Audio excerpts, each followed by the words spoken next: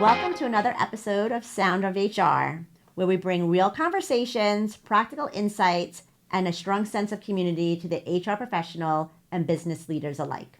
I'm Liz Saitta, your Executive Director for SHRM-Long Island, and I'm here with my dear friend, Michele Rebetti, who's President of Crestcom Key Alliance and also our very own Programming Chair. So welcome, Michele. Thank you for having me, Liz. Awesome. So today we're going to be talking about change management, and I'm really excited to talk about this topic because I think it's really starting to take a lot of traction in the HR field.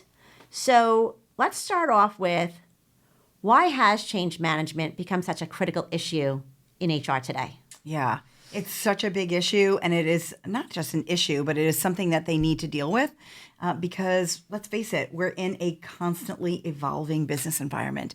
There's so much change going on, and I want to say it's a lot more after COVID, but we've got changes to work structure with hybrid workplaces and remote workplaces.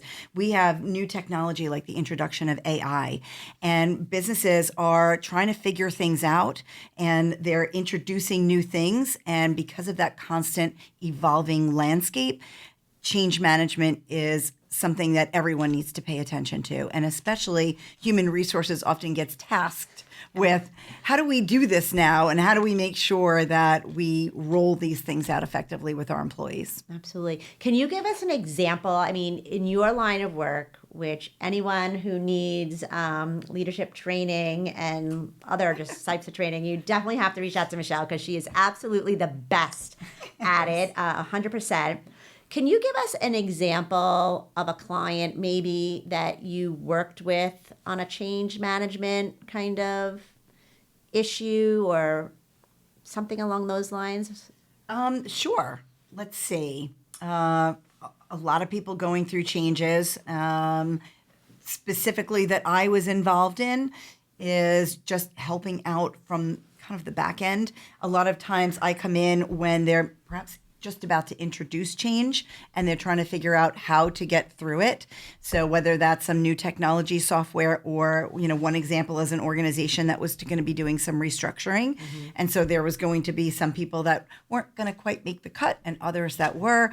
So just helping with not the decisions, because I don't know your company like you know your company, right. But just talking about, how do we go about doing this now? How do we get the employees' input? Why are we doing this change? And really breaking it down for them so that they understand what the structure and the plan is, so that they're better able to communicate it to their employees. Yeah, so important, important. We often hear that most organizational changes fail, right? And probably because they don't do proper planning. Why do so many initiatives struggle?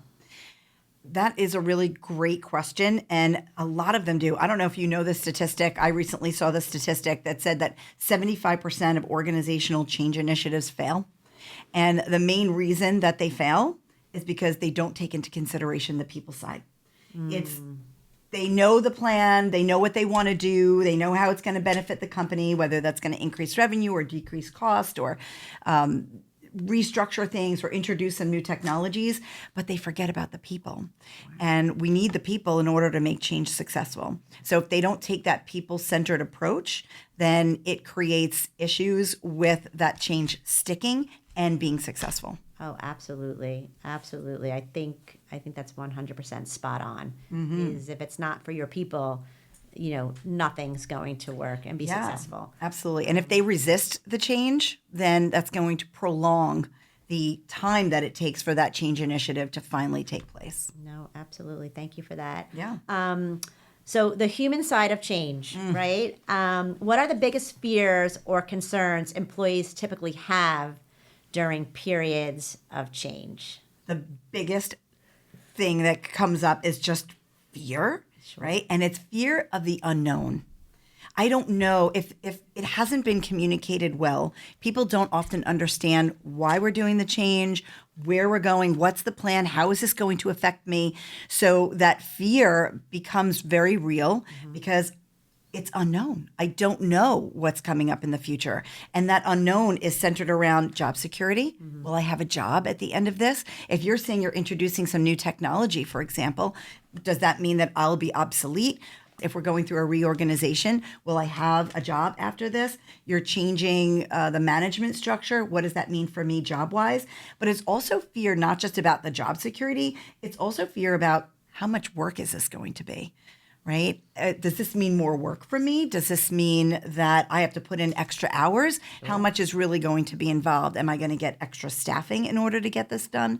So there's a lot of concerns that come in when people bring in change. Yeah, no, absolutely. And we hear about it at SHRM-Long Island and, when they're changing over payroll companies. Right. It's something as simple as that. Yeah. Yeah. What does that mean for me? How do I access my vacation days? How do I fill out for time off? Yeah. Making sure that all of my exemptions are there. It's a huge change for the HR department. And I know now companies have, implementation specialists that really help because I might not be great at technology, right? So then it makes it even worse to have to go through that process because I'm struggling and I'm my anxiety's going because payroll's on Friday and we need to make sure everything matches. You don't have a lot of time to implement something new like that. Yeah. When it comes to that because you have to be up and running within the next payroll cycle. Yeah, absolutely. Yeah. So that's crazy. Yeah. This might be repetitive, but how can HR reduce resistance and help employees feel more secure during transition? Is it openly communicating? That's exactly it, Liz. Yeah. It's really about the communication. So once we understand that this is the change initiative that we're implementing, here's why we need the change and what we're hoping in the end, we also need to have a plan on how we're going to communicate that. More and frequent communication is the best thing that you can do to reduce resistance and get the employees on board. There's something out there called the 7x7 rule. And the 7x7 rule is to communicate your changes, your plan, 7 times in 7 different ways. So we often think that, we sent out an email, so everybody should know. And they don't know because maybe they didn't check that email. It was too long and they never read it. Yeah. What are some other ways that we can get that message out there in a consistent, constant way, as well as doing it in different forms and multiple times. Yeah. And the more that we can communicate, and one of the things I always tell people is, even if you have nothing to communicate, we're implementing a new payroll system. We've done what we needed to do. We've told them about some training that's going on. And now we go for a week or so and there's no news on it. Well, in the absence of information, people make it up. Yeah. Right. And I just heard this the other day. Someone was talking about at their organization, they're going through changes. And one of the things that they were hearing as a manager, they're moving locations. And one of it's a nonprofit and they're moving from one location to another. And it's not finalized yet, but they're all starting the planning. They're packing things up. And there hasn't been a lot of communication around the change.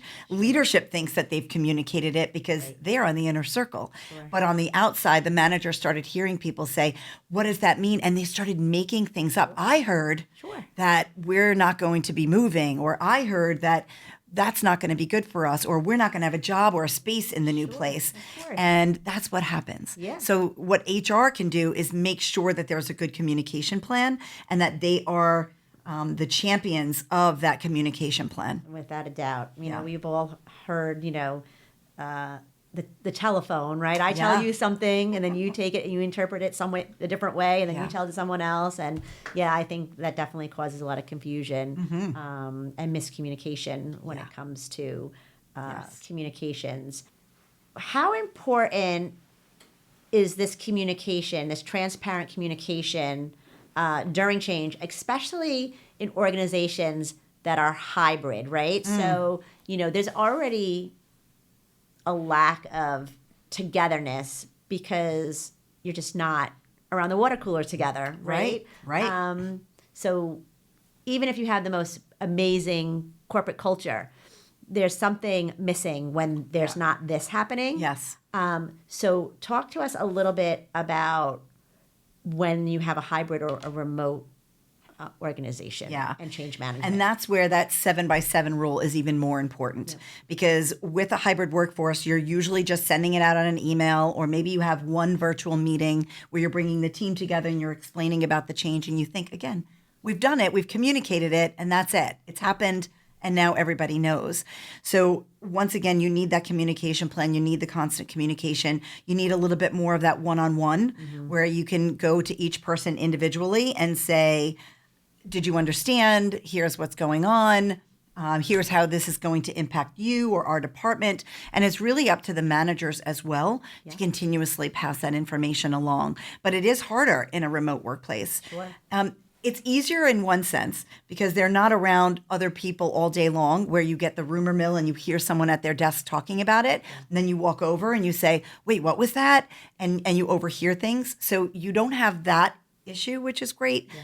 However, they are kind of on an island. Yeah. And if they're on an island and they feel that desolation and we haven't included them, then that's going to be even more detrimental. So we need to be even more aware of communicating with people when they're not in the office. Yeah, absolutely. And I think also too, that 7x7 rule is really important because there's so many different generations working in the workplace today.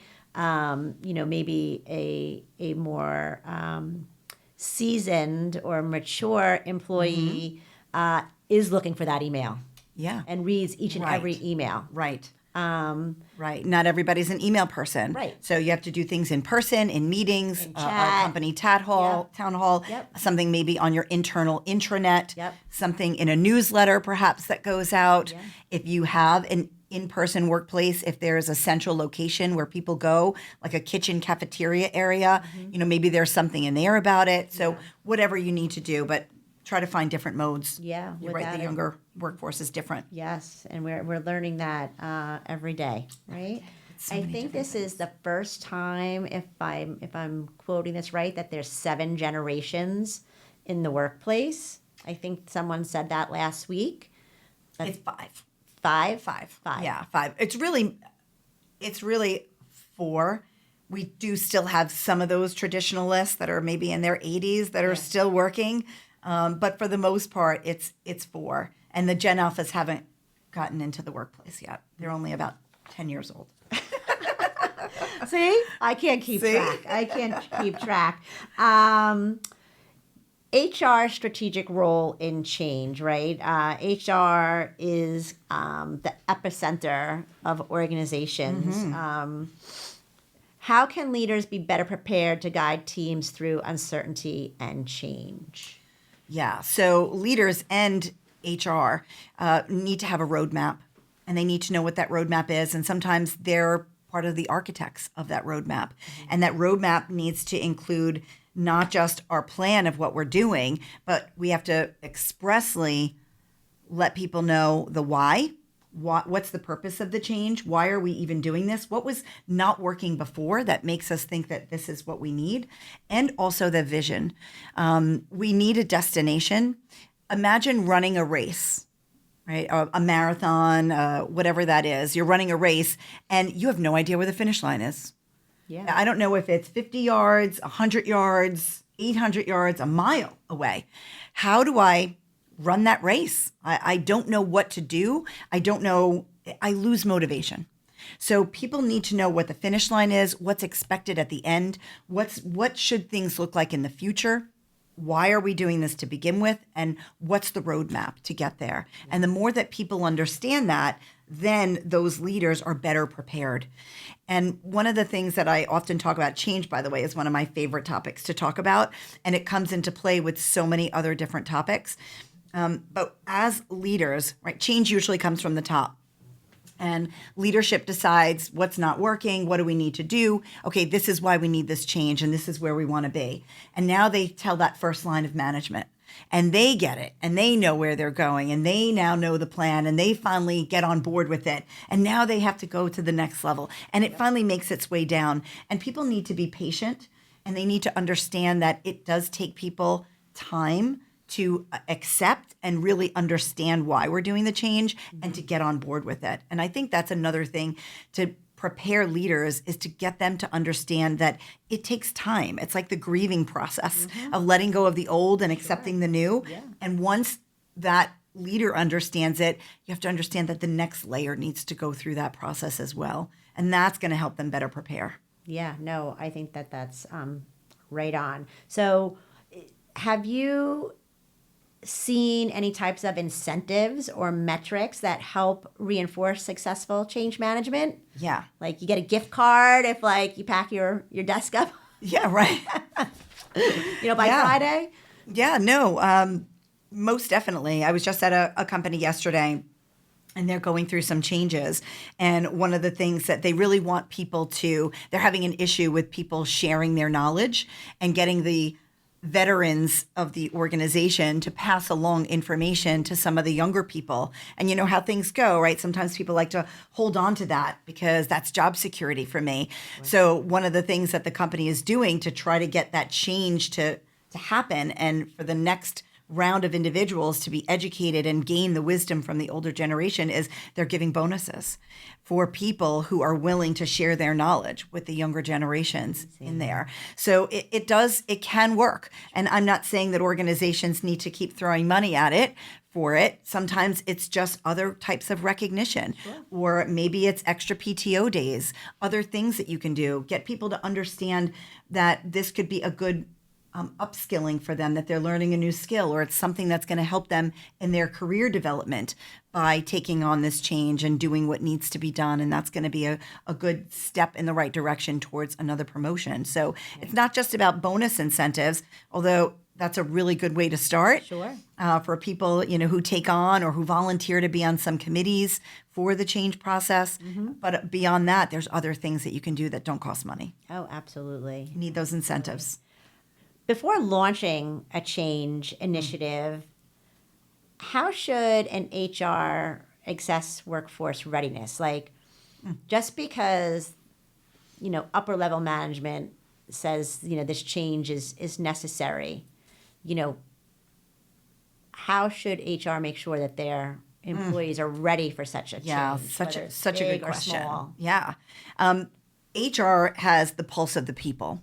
Right? They're the ones that are supposed to be the go-between between leadership and the change that needs to happen, and then the people who have to actually institute the change. So HR should be really good at understanding where the employees are. So they can certainly do various assessments. I definitely suggest a culture survey or an engagement survey to see where people are. It's also good to do a pre-survey of, why are we doing this change? What's happening? Let's kind of see where we are so that we can also assess it at the end. But it's also really important for HR to assess the skill gaps that might be there, especially when it comes to, for example, a new technology or a new payroll system, because that's usually technology. When we institute new technology, we just assume, because we've been researching it for months, sometimes a year before we go to implement this. So we're well versed in it, but our managers, our supervisors, our employees might not be. So assess where their skills are. Who might need extra training on this?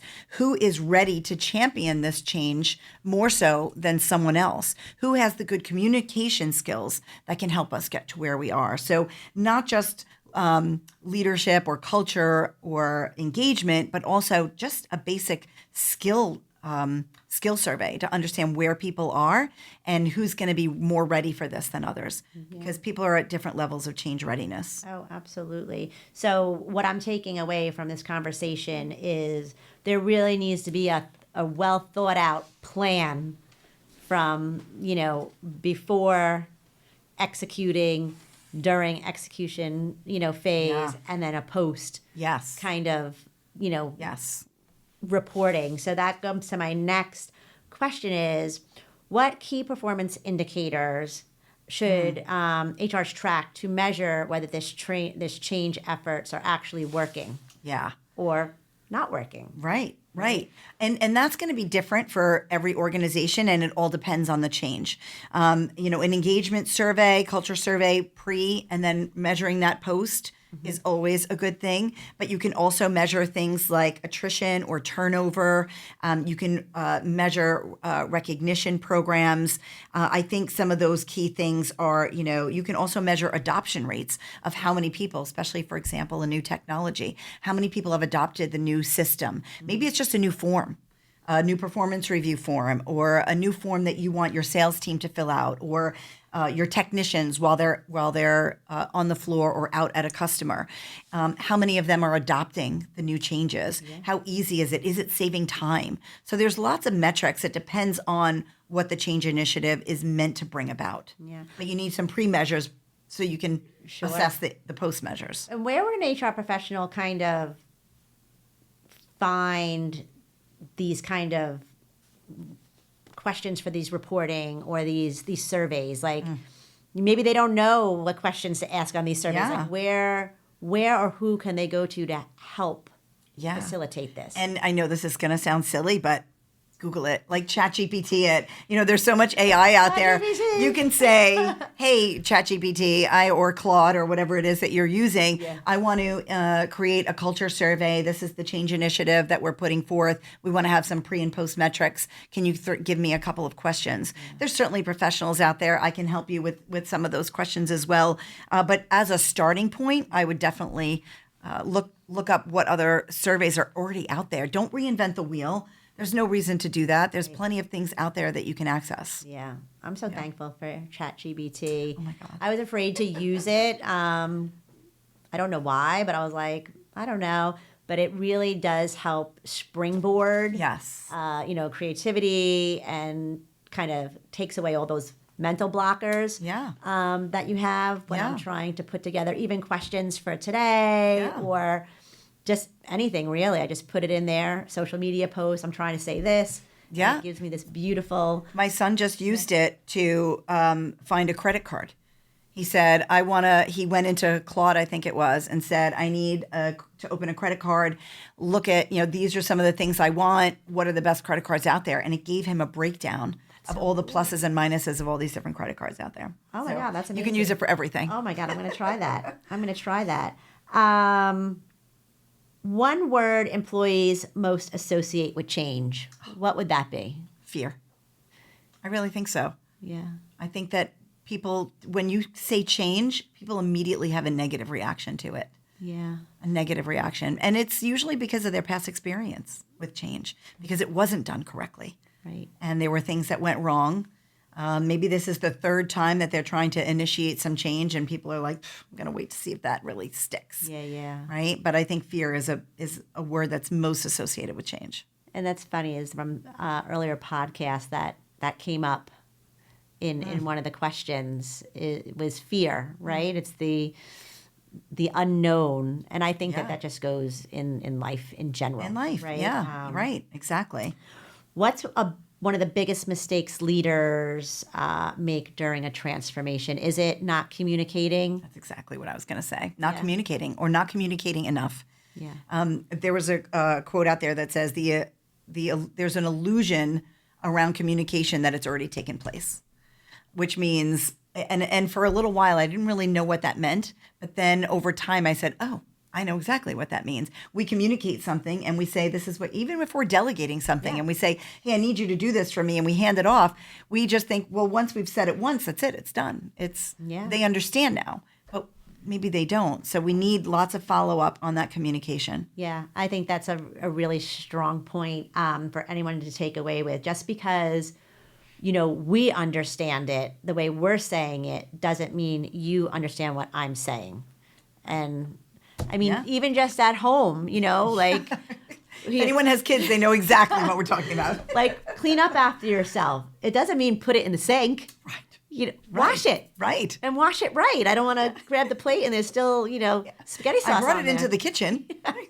Yeah, so over-communicate. What does a future-ready workforce look like? Again, it could be different for every organization, but for me, it's people who are well prepared, people who understand the mission and the vision and the goals of the change. So once again, it's having that roadmap. It's been clearly explained for them. And also they know what their contribution to that change is going to be. What is my role in this change process? Am I just a bystander? Am I just going to be a recipient of this change? Or are there things that I actually need to do with the change? So I really feel like someone who's well prepared, understands the purpose and the vision, understands the plan, has the right skills to contribute to that change. Yeah, that's a recipe for success. It is, absolutely. 100%. You need a plan. Absolutely. Always have a plan. Is there anything that you want to add to this conversation that maybe my chat bot didn't put a question to? Actually, one other thing I just want to say, and I want to reiterate the point of change doesn't happen in an organization without people to carry that out. And we need to always bring people in. We want to make sure that we also ask for people's input throughout the change process, and that we don't just say, here's the change, this is what we're doing, and now you need to roll it out. As much as possible that we can integrate people from the beginning into that. Maybe there's committees, maybe there's a focus group, some kind of advisory board where people are involved in making some of those decisions. Now, we can't always include employees in every part of that decision-making process. However, before rolling it out, to say, how will this impact you? Here's what's wrong. Here's where we want to be. Here's what we think might be a good plan. What do you think? And I think that goes a long way with employees to get them involved in that. And the other thing I just want to add, other than involving employees as early as possible, is leaders and especially HR really need to exercise empathy. And understand that there is a loss that people are going through when we initiate change. They're losing something that they've always done, or even if it's a form. Yeah. I love this form. I've always used this form. For 15 years I've used this form, and now you want me to do it on a computer. Understand that there's some loss that's involved in there, and empathize with how they're feeling through that. And HR can really be the conduit to make sure that people are acknowledged, that it's okay to feel that way, and here's why this is going to be even better now for you. Yeah. People always need to know the what's in it for me. Yeah, without and a doubt. why this change is going to be good for me. Yeah. So the more that we focus on the people, that's where change is going to be successful. Yeah. No, I know. When I first came in as executive director for SHRM-Long Island, I always got, well, we always did it that way. And I said, well, we're going to try something new, right? I didn't say we're not going to do that anymore. Right. I said, we're going to try something new. And a lot of people had a hard time with some of the changes that we were making. But, I think we did a really good job of communicating why we were making those changes. We had just come out of COVID, and the way we communicated, and as a programming chair, the way we used to meet. Absolutely. Doesn't happen like that anymore. Doesn't happen. Right? So change is good when you have a plan and it's communicated and over-communicated. So thank you for your expertise. It's always fabulous to spend time with you. Same here. And I want to thank everybody for joining us on this episode of Sound of HR, and we'll see you soon. Thanks for having me. Oh my God, it was so good.